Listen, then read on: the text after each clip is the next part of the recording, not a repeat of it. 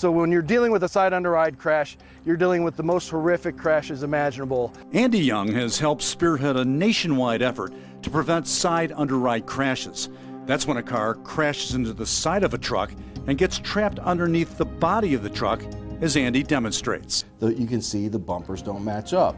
Because the bumpers don't match up, the first point of impact is the windshield and then the occupants in the car. Andy is not only an attorney with the law firm for truck safety, he's a licensed truck driver who owns and operates his own big rig. Side underride crashes are a top priority of his. They almost always result in death. If they don't result in death, they end up with an open skull fracture. Andy has seen the devastating consequences of side underrides firsthand. Paraplegia, quadriplegia, traumatic brain injury, and that type of an injury.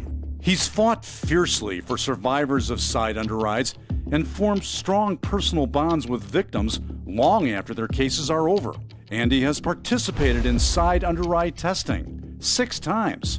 In this test, conducted by the Insurance Institute for Highway Safety, it's plain to see why you're unlikely to survive a side underride crash. The reason that is because the safety designs and the safety engineering around your car don't work.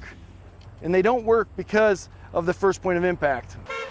Even if you drive the safest car on the road, Andy says you can toss 5-star safety ratings out the window in a side underride collision, including this one. Oh my God, they're dragging the car. The car was trapped beneath the trailer of the tractor trailer and dragged down the highway.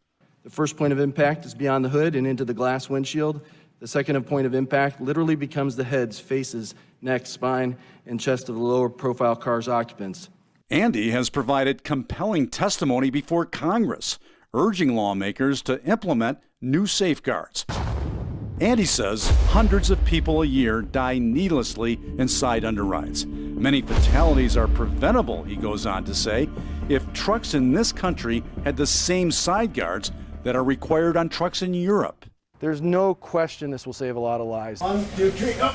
And that's why Andy is on a mission to make side guards mandatory in this country. Companies installing them now are doing it voluntarily. Not only are we seeing side guards being installed on semi-trucks and trailers to prevent cars from going underneath the trailers, we're seeing them citywide too on smaller trucks. Andy has put his money where his mouth is. He and the law firm for truck safety are paying for 5 sets of side guards on Cleveland City garbage trucks. The city has agreed to match the 5 sets for a total of 10. The reason I care about side underride guards so passionately is because the industry knows about this stuff, and they've known about it for years. The first regulations were in 1953, which are woefully inadequate.